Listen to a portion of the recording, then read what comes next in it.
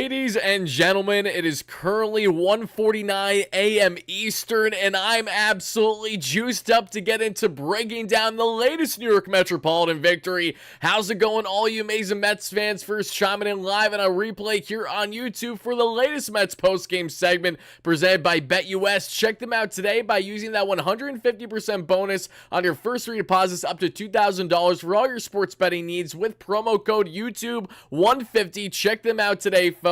And yes, I'm absolutely pumped up to get into this one. We saw Swaggy V VIENTOS do something that no other Metropolitan third baseman has ever done in their career. Yes, even David Wright hasn't done this. No Mets third baseman ever until Mark VIENTOS this season has hit multiple walk-off homers. That is absolutely insane. Swaggy V VIENTOS leading the way in the beginning of the ball game and towards the end. In today's show, we're going to break down all the key details along with our initial reactions to the Mets securing their 8th straight victory of the season. Now 13 games above 500. Yes, they didn't gain all that much ground in the playoff standings tonight, but that does not matter. The Mets continue to control their own destiny, and they're absolutely riding high. And what felt like something that could never be a reality this season for this Mets team to get anywhere close to postseason play, especially after being 11 games below 500. Now they have everyone and their mother and their grandmother and their grandfather really back in to follow this Mets team to show up to Citi Field down the stretch as the Metsies, led by Francisco Lindor, continuing the on-base streak and now having a career-high hitting streak at 16 games there and tying the Mets single-season record there on base that we saw, tying David Wright at 35 apiece. Mark VIENTOS with 24 home runs already on this season. We were just speaking so glowingly of him that we saw over the past couple nights because of how amazing he has been all season long. We're going to continue to deep dive his heroics. We're going to get into what worked and what didn't for Sean Manaea, the Samoan southpaw on the bump, recently crowned the Mets ace. How would he fare in this matchup? We'll get into all the details on that. But in essence, everybody, this was yet another game for the Mets, kicking off a homestand against the Cincinnati Reds team that perfectly took care of business against the Houston Astros, sweeping them without a problem. And the Mets take care of the, not the Houston Astros, but the Cincinnati Reds here in this victorious matchup, a walk-off fashion that we saw in extras by a final score of 6-4. I want to know, what was the confidence level among all you Mets fans watching live on a replay in the comments down below when the Mets found themselves in a tied ball game twice? We saw the Mets have a 2-0 lead. The Reds rally back. The Mets have a 4-2 lead. The Reds rally back. In all those rallies, folks, I was sitting in an amazing concert today for all my KG Elephant fans out there. That's where I was in attendance, and I even interacted with a Mets fan that recognized me right away, which I thought was awesome. I had the Mets game on my phone the entire time, but I was out of town but just over an hour in the Philly area. As you guys know, I reside in Pennsylvania, and I had an absolute blast with one of my favorite bands, but I want to make sure I covered this game tonight because there's no way, I don't care, no matter how early or how late in the day it is, we need to break this one down because the Mets are doing something historic this season, and they are reeling every fan in, rightfully so. So I want to see those W's spam in the live show, as we always do, everybody. To everyone first chiming in live on a replay, thank you all so much. I greatly appreciate that. All my members chiming in live on a replay, and Rebecca and AZ, all you guys, thank you so much for taking the time. AZ with the $10 donation says the following: Swaggy V Mark VIENTOS is legit and here to stay. You can't tell me otherwise. What a night I had at Citi Field. The crowd was hyped up. I'm hyped up. Mets W, put it in the books, baby. LFGM indeed. AZ, thank you so much for the donation, and congratulations at being one of the best games yet to be in attendance at Citi Field there. A gorgeous night there here in the early goings of September there. The Metsies were wearing their black jerseys tonight, and that is exactly why I had the all blacked out outfit in my own outing, even though I wasn't there in attendance at the game. And I was representing no matter what, and the boys showed up, to say the least. Unfortunately for the Mets, they weren't able to face both Ahmad Rosario and Dominic Smith, two former top prospects in the Mets farm that we all know very well, and their success or lack thereof with the Mets at the MLB level. Dom was sadly cut over the past week or so by the Reds. So it was just Ahmad Rosario, and Ahmad was more of what you'd expect, and the Mets and Francisco Lindor was more of what you'd expect. The leadoff king, which is Mr. Smile. Yes, he really didn't do much after his first hit, but his first hit was so vital to the success of the early goings of this ball game that I'm going to take that for what it is and say thank you, Mr. Francisco Lindor, for continuing to save our lives and save not only this Mets season, but bring it to a point now where we're riding a high 13 games above 500, folks. Just for some context, I will continue to absolutely juice up and gas up Francisco Lindor every single day on the show for the remainder of the year for the following reason. And listen up. Since Francisco Lindor started batting leadoff this season, the Mets have had a top 5 record in Major League Baseball and have had the number 1 record in all the National League East during that span. Better than the Phillies and better than the Braves, who have obviously struggled up and down with their lack of consistency in a very injury-riddled year. Point I'm trying to make is Francisco Lindor, even on a night where he didn't have as much impact as he has in previous days offensively, he still had a significant impact, adding to that first run scored there thanks to Mark VIENTOS with an early bomb here. It was interesting that the Reds had themselves the construction of having your reliever out for a first inning or two, your spot starter basically. Then they had Williamson, who honestly cooked us for the 4.2 innings or so that he found himself working. I was frustrated seeing the at-bats the Mets had themselves because they out-hit this Reds team. They looked a lot more comfortable than this Reds team in this matchup. And even as electric and as exciting as Ellie De La Cruz was, being a thorn in the Mets side in this matchup, it didn't stop Sean Manaea and the Mets from still getting enough of an outing to secure the victory. And if anyone's going to walk it off, leave it to Swaggy V. Vientos, who's been there, who has done that, who defined his season as is by getting the call back to get that walk-off heroic against the St. Louis Cardinals early this year when everything else was going terrible in Mets land, when they were reliant on those walk-off hits. Honestly, not that far off from the Mets walk-off hits we saw back in the Baltimore Orioles series, because in both those games, yes, they rallied late in their victories, but they didn't have the best quality at-bats for the majority of the ball game. Now you fast forward to today's outing, I did like some of the at-bats from the Mets, but then I was also frustrated on their lack of execution with runners in scoring position, not named guys like Mark Vientos, and obviously we all love what guys like Jose Iglesias can do, and JDM, brilliant to see him back in this Mets line. I'm so pumped up to see the girl dad himself have the impact that he did. We're going to deep dive this to a T here in just a second, everybody, but before I get into anything more on this matchup, I want to thank you all so much for watching live on a replay, folks. To the latest Metropolitan postgame show live here on YouTube. We are also typically live on X to right around at least 1,000 concurrent viewers every single time we do that. Here on YouTube, we average right around anywhere from 250 to 600 on any given night, no matter if it's rain or shine, win or lose here, folks.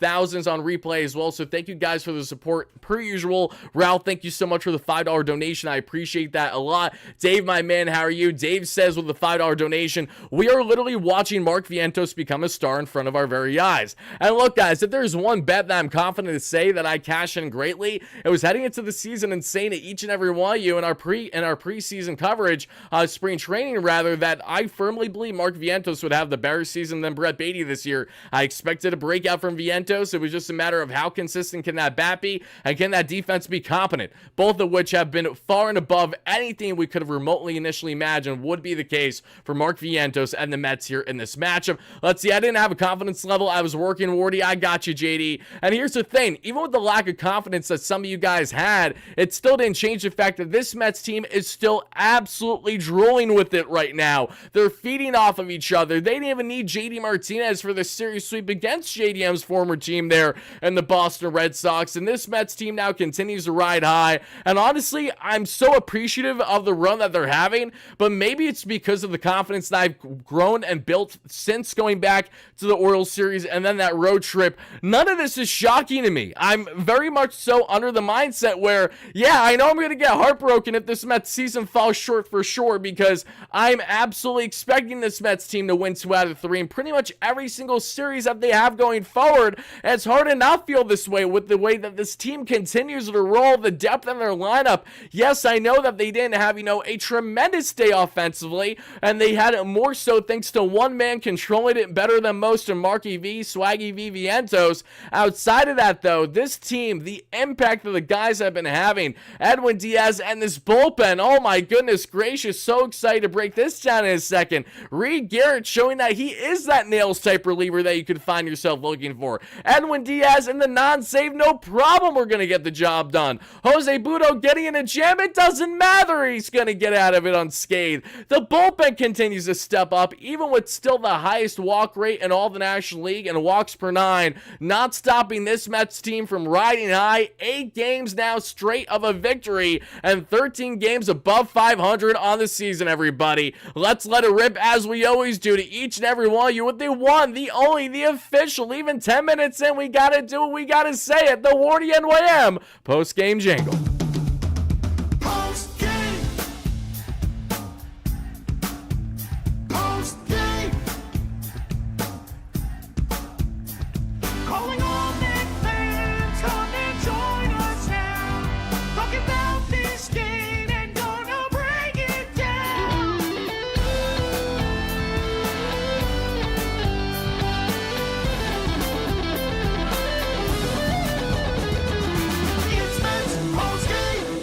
As you have their Simone Southpaw and Sean Manaea on the bump. Sean looking for another strong outing. Funny enough, of course, the first time that I call Sean Manaea an ace for the Mets after Carlos Mendoza did that, he gives up 4 runs in not even 7 innings. But I will say Sean did have himself a fine outing, struck out the side at least one of his innings. He was sharp all around, and yes, he had at least one hater or two that came back to bite him, but you're not going to be perfect every single time out there. At least I'm not expecting that, and you shouldn't either. Ronnie Rich, great member of a month here, says, made it late, but I'm just so proud of the Mets. So am I, my man. So am I. Thank you so much for chiming in as always here. And the Mets kicked this one off with Sean Manaea working a quick 1-2-3 in the first with at least one strikeout. Then we saw Mr. Francisco Lindor getting a little bit of a bloop, that one that drops in, and then we see Mark Vientos, Swaggy V, with his 23rd home run this season. Gets all of that meatball. The Mets quickly gain a 2-0 lead. Alonzo Winker, though, striking out back-to-back. Alonzo with an 0 for day. The struggles for him continue. So here's the thing. Here's the bigger standout, everybody.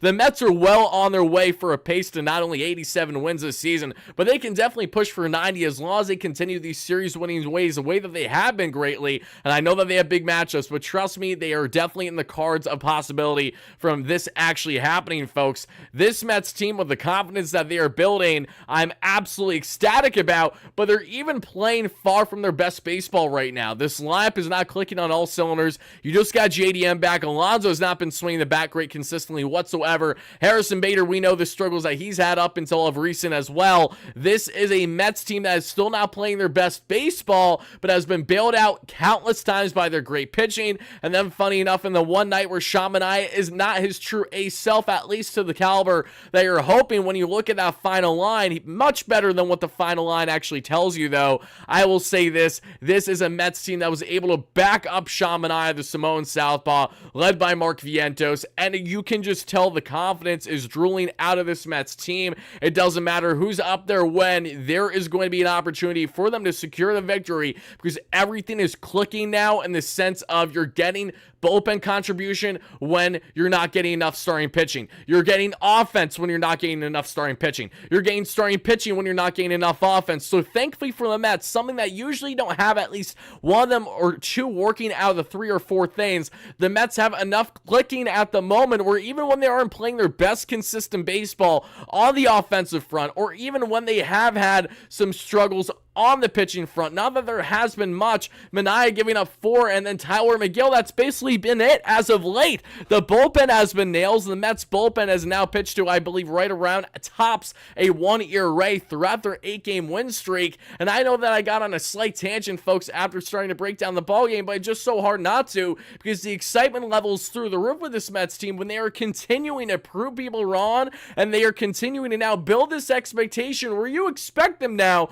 to go out and win pretty much every single day for the remainder of the season, barring any changes. Obviously, I know that that isn't a realistic point of view to have, or viewpoint rather, but it's still one that a lot of fans, including myself, are quickly garnering to build because you see how well they are turning out wins even when they are playing their best. Who knows what the case is going to be when the Mets are playing on all full cylinders, exactly how you want to see. Yes, the only reason why I'm late on this tonight, and the same way I might be late tomorrow, is just hectic. I was at a concert tonight. Tomorrow I'm actually going to be at the Knicks, Jalen Brunson and Josh Hart's roommates event. That'll be in the evening at Central Park. Anyone that's going to be there, look out for your short schmuck boy wearing a Mets hat per usual. I will probably be doing either a live show or a video active there from Central Park as the event is happening, because I think it's a 4:10 game for the Mets technically today here at the time of recording this. But let's get back into breaking down this ball game, because I got a lot to say on what worked and what didn't for the Mets in this matchup, and then from there on the latest updates and just answering whatever questions and comments you got for me.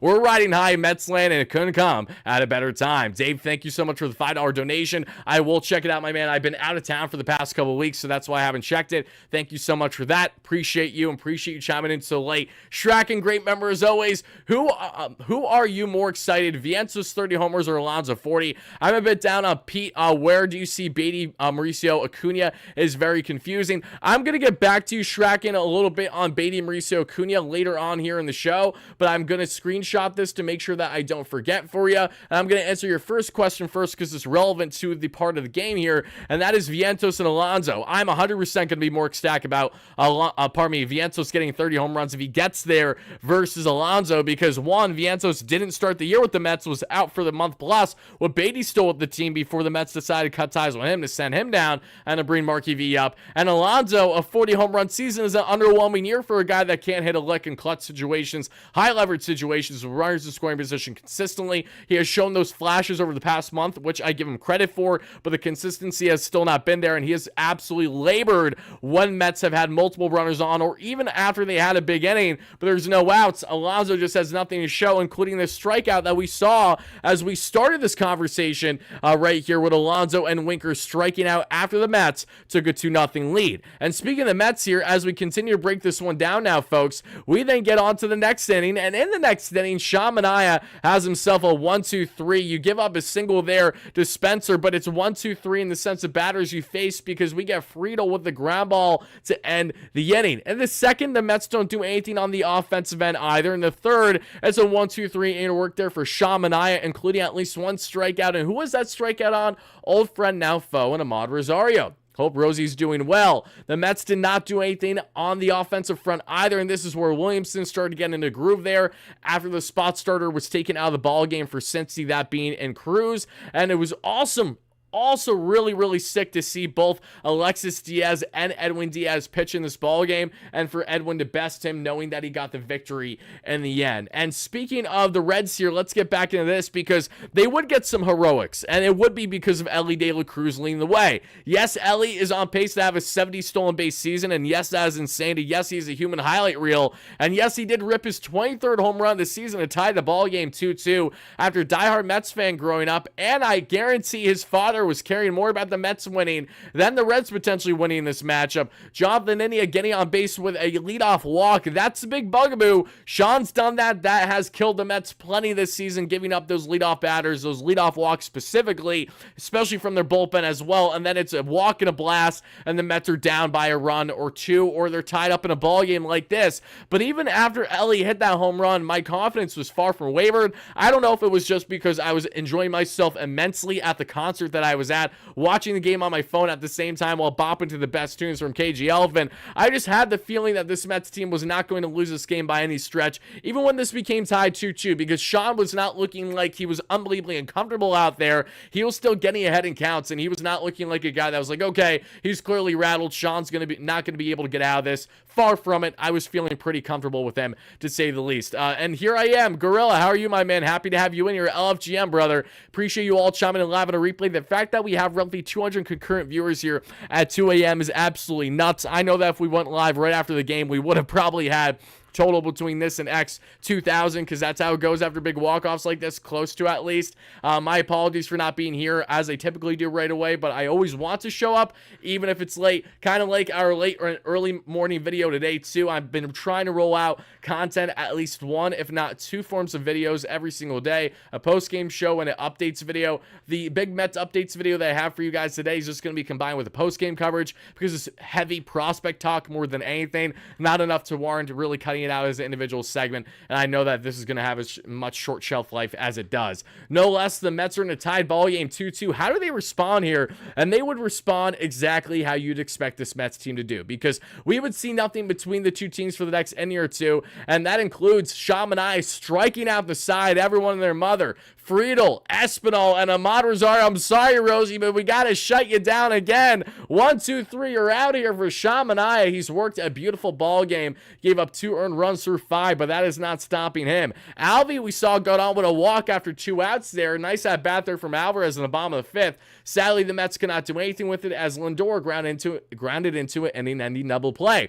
And speaking of ending double plays, the Reds were feeding off the Mets and Lindor with this one, as Shamanaya gets that exact type ball after allowing Jonathan India to get on, not with a walk, but this time with a hit by pitch. Thankfully, that double play ball by Ellie De La Cruz would end the inning for there, and Shamanai would get close to his final line here, but before he does, we would see the Polar Bear and Pete Alonso do something, at least rip his 30th double of the season here. And actually, I sincerely apologize for misspeaking earlier and talking on Alonso and saying that he went for 0 for 4 today. I don't know why I said that. I must have got him flip-flop with someone else, because Alonso had the double there that we saw with the 2 outs there in the 6th inning. I remember that because there was one specific song that was on at the time by Young the Giant, and right as that happened, I looked down on my phone and Alonso drove that double, and then we see just like that, Jose Iglesias coming in and rips a single to give the Mets the lead here. So my apologies, folks, and I will give credit to Alonso here from misspeaking earlier. Yes, I understand that he didn't hit with anyone on base in that situation, but Alonso put the Mets in a situation to score a run, and that would be huge, because if it isn't for that hit, the Mets don't have themselves a 3-2 lead at this point, which ultimately adds to their walk-off victory in said matchup. Iglesias facing his former team, him and Jesse Winker alike, the same guys who absolutely had it, living it up against Edwin Diaz in Edwin's first year with the Mets in 2019, when all hell broke loose at Citi Field, when Jose Iglesias had a huge walk-off home run, or at least a game-tying home run against Edwin Diaz. Jesse Winker had a gorgeous game-ending catch there in left field and waving bye to fans. Fast forward 5 years later, 5 or 6 years later right now, both are having tremendous impacts on this Mets team. Jose Iglesias gives the Mets a 3-2 lead, and JD Martinez, who I tweeted about earlier in the day, and I said it each and every one of you, JDM is a lock to at least hit 2 home runs in this series. How could he not now as a new girl dad? And with that new dad strength, JDM doesn't rip a home run, but what he does do is rip an RBI single. This gives the Mets a 4-2 lead from there. Sterling Marte gets in on the offensive action as well with a hit as well, but then Harrison Bader called out on strikes does it for that one, folks. Sadly, Jeff McNeil would be pulled from the ball game at this point. Jeff, who took one we saw, has a hand contusion. We will find out further information on Jeff McNeil, and hopefully it's nothing more than just that contusion, just that bruising from the hit by pitch. Beyond unfortunate to see happen to Jeff McNeil. I'm actually going to just scroll up here on X as I'm speaking to every one of you to make sure that there weren't any updates on Jeff that I missed out on. I don't believe that is the case here. Hopefully we will find out more on McNeil tomorrow. Carlos Mendoza was asked if he's starting to feel like the Mets have an X. Oh, that's separate. Because I thought the X was in regards to x-rays, for example. But yeah, no updates on Jeff McNeil outside of he will get imaging, and hopefully we find out that it's a negative tomorrow, and he will either be available off the bench or he will be starting for the Mets there coming out of second base. Camp, how are you, my man? Happy to have you in here as always. And we've been talking about baseball, my friend. Hope you are doing fantastic, no less. And we see the Mets get themselves a 6-4 walk-off victory, but that one before the Cincinnati Reds would come back to rally in this matchup, and they would rally after we would see Sean Manaea would be done with the ball game. Sean Manaea's final line is as follows, folks. We would see here in a second, because after Spencer Steer gets on with a walk. He would then go on to steal his 24th bag of the year. At this point, I'm not loving the feeling only because when Manias allowed a runner to get on there via a walk, bad things have happened, and allow that runner in Spear, who's a speed demon, to steal the bag the way he did. I had a feeling that at least one run was going to score this inning, not both, and sadly, it would be both, because TJ Friedl, for whatever reason, getting all this one, his 11th home run of the year, ties the ball game 4-4 here. Shamania's day would be done after that. Reed Garrett would thankfully get striking out swinging there, Espinal to end the inning, but there we would see Shamania's final line, folks, would be as follows. Read it off with me. Give me 1 second, and now we're going to switch here to the page, and it is as follows, everybody. 6.2 innings of 3 hit, 4 earned run, 2 walk, 9 strikeout ball. Sean was striking out everyone and their mother tonight, but the big bugaboo for him was the leadoff walks. That really hurt him in this matchup. That, and as well with, we didn't even give up much hits, so I'm not going to critique him much there. Just didn't have the outing that you were hoping to see here from Sean Manaea, all just because of those home run balls. And because of those home run balls, that is the only reason why I'm not going to at least a 7 out of 10 on my rating for Sean Manaea. He's been brilliant. He's been a strikeout machine since he has changed his arsenal, been in his arm slot, and the follow through of his overall throw, and what we're seeing with his nice new changeup grip that is more of Chris Sale-esque, if you will, that's led to a huge swing and miss that we're seeing at some of the best rates of his career right now. But even with the great swing and miss, those home runs definitely hurt him in this matchup. So because of that reason, I'm going to give Sean Manaea still a solid 6 out of 10 on this outing. I'm not going to fault him too much. We understand meatballs happen at times, or in the case of just pinpoint accuracy hitting, that can be the case too. And Friedl, he got all that one. It is what it is. It tied the ball game there 4-4. Reed Garrett would come in and absolutely shut down the door from there, folks. But what I want to see here to everybody first chiming in live on a replay, and Ron, I appreciate you chiming in, my friend, but I'm going to have to unfortunately put you in a timeout. I'm going to say this once, as I typically do, everybody. It doesn't matter what side of the coin you are, no matter how conservative, no matter how liberal, no matter how moderate, no matter wherever you stand on the political scale, please keep politics out of the show. We're going to have to deal with enough of that nonsense as we're leading up to the election now, just a couple months away. So it'd be greatly appreciated if we could stay on the topic of baseball, not the nonsense that you have yourself fixated on.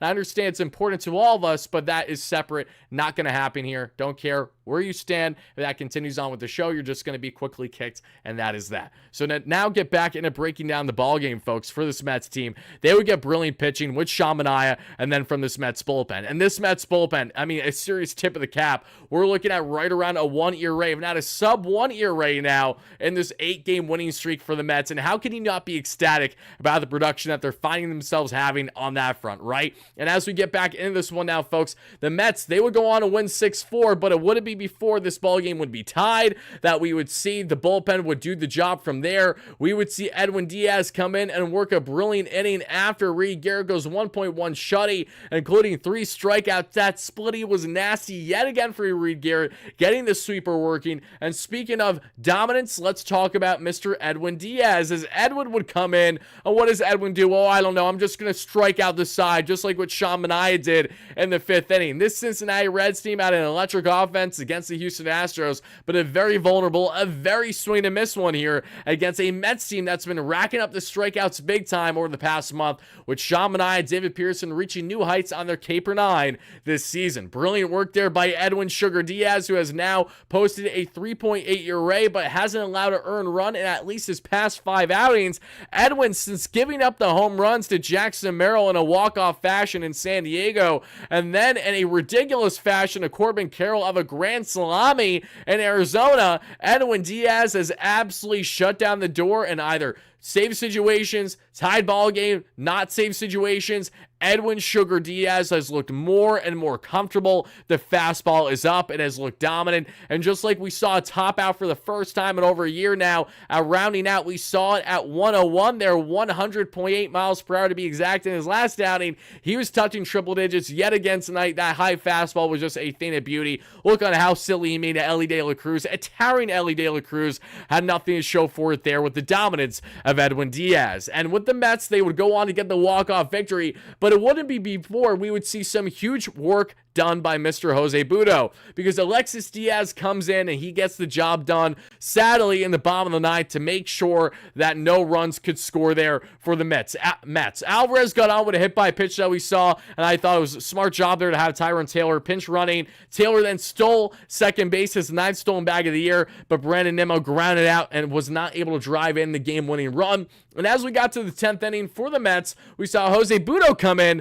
Jose Butto having to deal with the automatic runner there at second base. Not a problem. We would see Butto get out of this one unscathed. And then we head to the bottom of the 10th, folks. Justin Wilson. Do you guys remember Justin Wilson the way that I do? He used to be our dominant young southpaw option, back for at least a year or two, and then sadly has dealt with a plethora of injuries over the past couple of years. Justin Wilson, though, having some health on his side, trying to get the job done against the Mets here, but sadly for him, a soft-tossing Justin Wilson versus an absolutely no-doubter home run hitter, and Mark Vientos. That was going to be it for the ball game. Turns it on one, down and in. Marky V gets all of that. It's ball game, folks. His 24th home run this season for the Mets third baseman, and as I mentioned earlier in the show, is now the first Mets third baseman in history to hit multiple walk-off home runs in their Mets tenure. Absolutely bananas. That is how good Swaggy V Vientos has been. Now Marky V, as we have been talking about how great he has been this season, folks, as we now transition into more on the offensive end, when we look at this breakdown,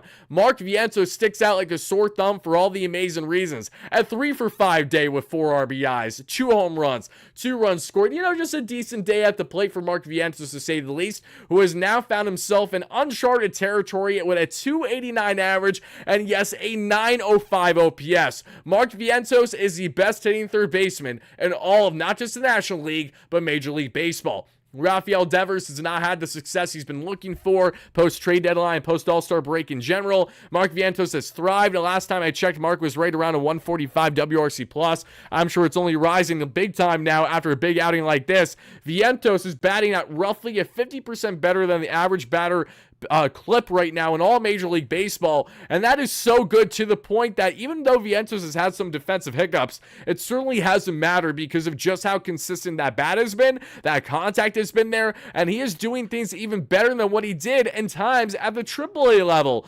Vientos hitting for a high contact is not something that he's all too familiar with. Yes, he's finding himself in that 270 plus range when things are going right, and yes, he can find himself on heaters batting 300 plus in a couple weeks span, but this is a guy that no one expected to be breaking out the way that he did this season, not only with the power that was expected to a degree, but the contact ability and the competence at that third base position is slim to none. And there is a unsung hero for this Mets team this year, not named Francisco MVP Lindor. It is without question Marky V, Swaggy V Vientos leading the way in his own regard. When we talk about the next future first baseman here in Queens, we got it to Mark Vientos, and the only way that changes is if Mark goes from third to first base /DH next year, because Pete Alonso is not a New York Metropolitan. Do I wish that? No, I'm just throwing it out there. Something that we're going to talk about at great length this offseason as we go through all the latest at Metsland and all the latest reporting and all that kind of stuff. So, Mets offense, they out-hit the Cincinnati Reds 9-3 in this matchup, and they were beautiful with the strikeout. Sean Manaea, as I mentioned, yes, he gave up 4 earned runs, but a much better line than what you initially are going to see if you're just looking at the box score. A 159 expected batting average for the Cincinnati Reds shows you how impressive this entire pitching staff was, to a roughly 300 expected batting average here at the Mets offense. And speaking of this Mets offense, we have Francisco Lindor with a 1 for 5 day, including a run scored at 273 average and 840 OPS on the season. Brandon Nimmo 1 for 5 with a run scored at 2 strikeouts, a 230 average, a 742 OPS. Mark Vientos 3 for 5 thanks to the 2 home runs, the 4 RBIs, 289, 905 as we just mentioned. Pete Alonso 1 for 4 with the double run scored, 240, 792. Jesse Winker 0 for 1, 267, 797. Jose Iglesias, who came in for Jesse not long after this ball game started, and then the defensive lineman changed from there. Jose there that we saw come in because of Jeff McNeil being hurt, rather. 1 for 2 with a run scored and an RBI, a 252 average and a 774 OPS. And my mistake, Harrison Bader is obviously the one who came in there, not Iglesias. I don't know why I'm getting him flip-flop because Jose came in to play second base. And even though I know Jeff was playing the game in this one that we saw, and we saw him at second base That's why I got tongue-tied there, because Jeff started this one at second base. Jose comes in, but how we have the alignment here through Baseball Savant that I'm reading off right now is when you have Winker go from left field and Iglesias comes in, it didn't update right away on the defensive change. So I just got, don't mind me there. Either way, Iglesias 1 for 2 with the RBI and the runs scored at 312 average at 796 OPS. JD Martinez 1 for 4 with the RBI single at 252 average at 774 OPS. Starling star-studded Marte 1 for 4, 271 average, 716 OPS. Jeff McNeil 0 for 1 at 238 average at 692 OPS. Harrison Bader 0 for 2 with 2 strikeouts.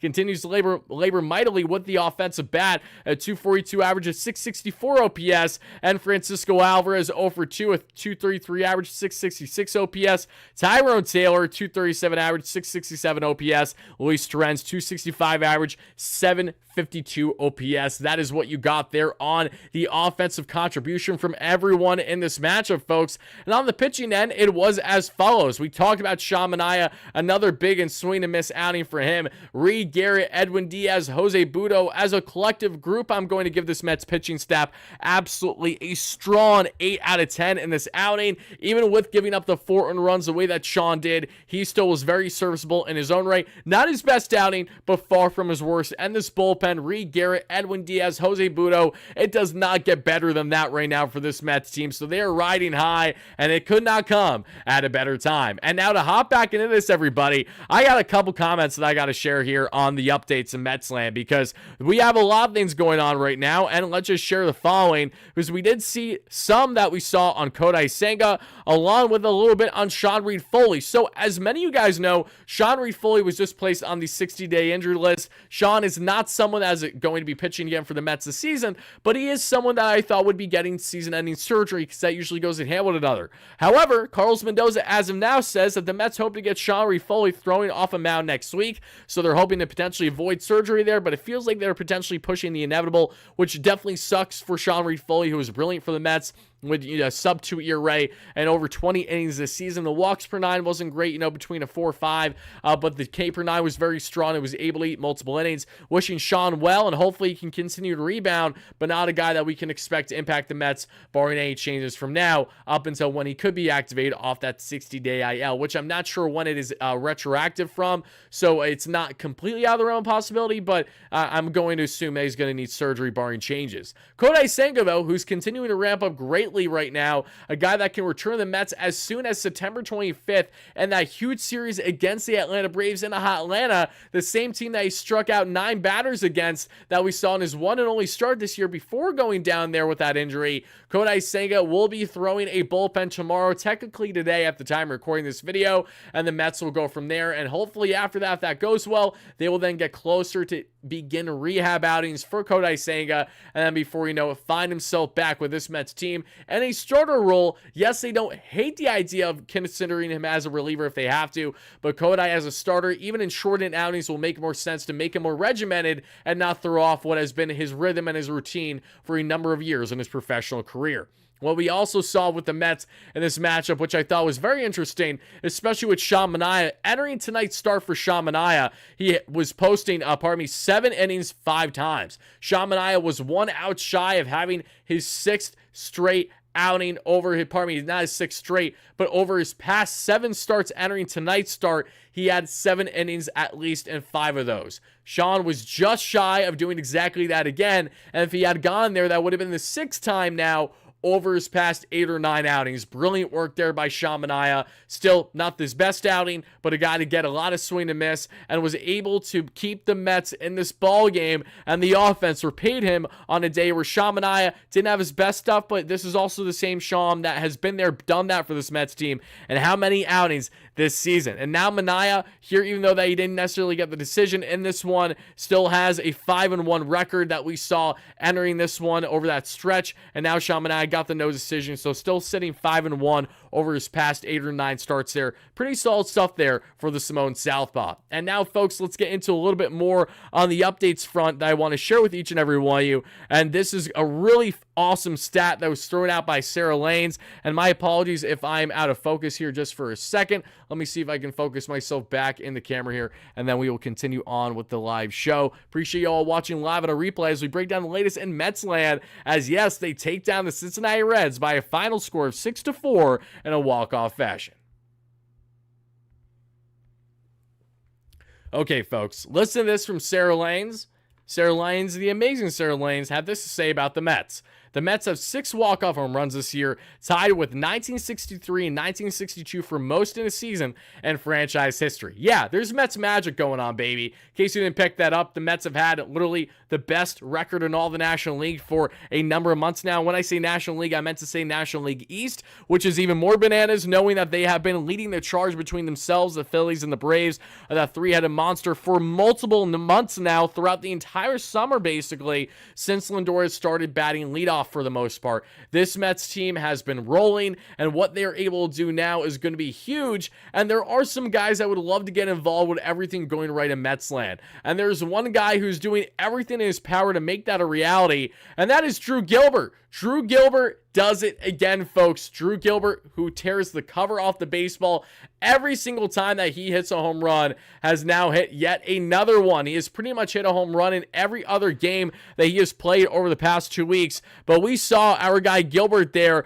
at the Syracuse level, a guy that would love to be called up for obvious reasons, now being considered probably more than ever by this Mets team. Should they opt to go with an actual bat to come off the bench, even though it will be a limited opportunity for a young player, which I understand is why they probably won't love that idea, but a guy with a lot of moxie, with a lot of power, that could be a huge impact for you for the remainder of the season, should they consider the call at any point. What we saw there from Mr. Drew Gilbert was absolutely fantastic, because he has now ripped 7 home runs in his past 15 games for this Mets team. And as I mentioned, they are all no doubters. That is the best part about Drew Gilbert and his game. He gets all of baseballs, and that's just simply how it goes. And then this matchup that we saw for the Syracuse Mets, they unfortunately, pardon me, let me make sure that I have this pulled up right. They won their ball game 11-8, and Drew Gilbert ripped his 8th home run of the season. Mind you, his 7th in his past 15 games. 3 RBI day there for Drew. Luis Angel Cunha went 2 for 5, an RBI, 263 average at 689 OPS to Drew with a 197 average at 670 OPS. Drew has pretty much been home run or nothing as of late, but his home runs have been an absolute thing of beauty. Luke Ritter, 262 average, 881 OPS, who's been having a tremendous season at AAA, 2 for 5 day with 2 RBIs. The Mets aren't going to consider him yet for the call, but maybe that is something that they do come springtime, should he still be in the organization. And on the pitching front, Joander Suarez, who has been looking great this year in the minor leagues, got absolutely cooked in yet another start at the AAA level as he's struggling to transition there. Joander gave up 8 earned runs over 5 innings, had 0 walks, but only 2 strikeouts. Eric Orzi worked 2 clean innings there, including a couple of walks. Strong work there from the bullpen. Hartwig had a scoreless inning as well, and they went on to win this one 11-8, as I mentioned. And speaking of the Mets farm, let's get into the other updates here, folks, because we did see the Binghamton Rumble Ponies have themselves a matchup, and they did sadly lose 9-3. Jet Williams went 0-5 with 3 strikeouts. Jet is just trying to get some games in before the end of the season now, as he missed the entire year with wrist surgery that we saw with a wrist injury for the most part. Jeremiah Jackson had a 2 for 5 day with 2 runs scored, 2 RBIs, a 202 average, 612 OPS. They acquired Jeremiah Jackson last year, if I'm not mistaken, in one of the trades around the deadline. I'm just trying to think which one it was. I don't think it was Tommy Pham, because I think Tommy Pham was a top younger prospect, though, that was like 17, 18. This was for that bum reliever that we traded to the Angels. I'm blanking on it. Dominic Leone. That's what it was. The Dominic Leone trade was the standout there. And on the pitching end, Nolan McLean with a solid outing. 5 innings, 2 run, 1 earned run ball, 3 walks, 5 strikeouts for a top 5 pitching prospect in the Mets farm right now. The Brooklyn Cyclones, what were they looking for? They were looking for Nick Morabito to make history for the most hits in a calendar season from a Brooklyn Cyclone. And what did Nick Morabito do? The contact hitting god, which is him. All he needed to do was at least get himself one hit in this matchup. Would he be able to do it? Would he continue his hitting ways? And he would do exactly that. Nick Morabito went 1 for 4 in the 3-1 victory there over the Blue Rocks at 295 average and a 746 OPS for the high contact hitting, electric defensive playing, top prospect that the Mets acquired in the draft over the past year. Morabito, I've been loving all season long there in Brooklyn. Just a matter of time before he gets the call for the Rummel Ponies, and then before you know it, he's going to be with Syracuse, and will be having an impact for this Mets team as soon as potentially sometime in the latter half of the 2025 season, if not early 2026, should he be in the Mets organization. Nothing else really all that notable on the offensive front outside of that, but we saw Weninger have himself a fantastic pitching outing, 6 innings of 1 earned run ball, 2 walks, 10 strikeouts, a 3.12 ERA for Weninger, who's quickly becoming a high riser as well, to a lesser degree to the Jonatans and the Brandon Sproats. Still one to keep an eye on now in the minor leagues, who has been killing it as of late for the Mets, who has been rising here in the farm this year. Weninger, 10 strikeouts, over 1 earned run baseball across 6 innings. Ty Adcock, who's all the way down there that we see currently not even at the Syracuse level, 1 scoreless inning there of work. And Lambert had himself 2 scoreless innings, 3 strikeouts. And if you're wondering what is so important here about Lambert, what is so exciting about him is that this is a top prospect for the Mets that they literally just acquired. They just drafted him out of Oklahoma, and the former Sooner had himself 2 scoreless, and he throws absolute gas, guys. This was him just getting started. So already, mind you, this is a guy that skipped playing with the Port St. Lucie Mets, got moved right to high A out of the draft, throws absolute gas, 99-100, and pitched those 2 scoreless, gorgeous innings of work there for Lambert. Keep an eye on him. He's a guy that's going to quickly rise in the Mets farm as well. I have the utmost confidence there, folks. And last but not least, let's take a look at the Port St. Lucie Mets, and let's take a look at what Colin Houck did. If anything, Houck with another strong day, baby. That is what I like to see, Colin. And that was, in fact, the case here. Maybe this was the wrong game. I could double check here. But Houck with a 2 RBI day. I want to say that might have been from a couple days ago. Actually, no, I don't think I'm wrong. They lost 3-2 in this matchup. Houck, shout to him. Another solid day. He's been hitting the ball better than ever as of late. More RBIs than he's driven in all season long for the Mets' top shortstop prospect they drafted in the first round a year ago out of Braves country, sadly. A 207 average, a 612 OPS there for the young 18, 19-year-old. I believe he's only 18, however. And that's really it there on the notables. And on the pitching end, just a lot of bullpen, just a lot of relief there, a lot of short outings for the Port St. Lucie Mets. So before I let you go, everybody, just a couple more remarks that I'd like to share. How amazing is it to be a Mets fan right now? Seriously, that is why I'm going out of my way and recording this as we're getting oh so close to 3 a.m. Eastern right now for this stream. The reason why I don't care is because of how amazing this Mets team has been playing and how amazing your support is by a final score of 6-4. And on your way out, make sure to check out BetUS for all your sports betting needs with a 150% bonus on your first 3 deposits up to $2,000, all by using our promo code YouTube150 by checking out BetUS on their website today. Thank you guys so much for watching. Love you all to death. See you all for a next post-game live or pre-recorded video tomorrow, as I will be in New York for the Jalen Brunson, Josh Hart roommates show. If you know, you know. And my apologies to the few Nets fans that I offended, and to the great Knicks fans that are watching. Love you guys. Nets fans, I appreciate you too. I apologize.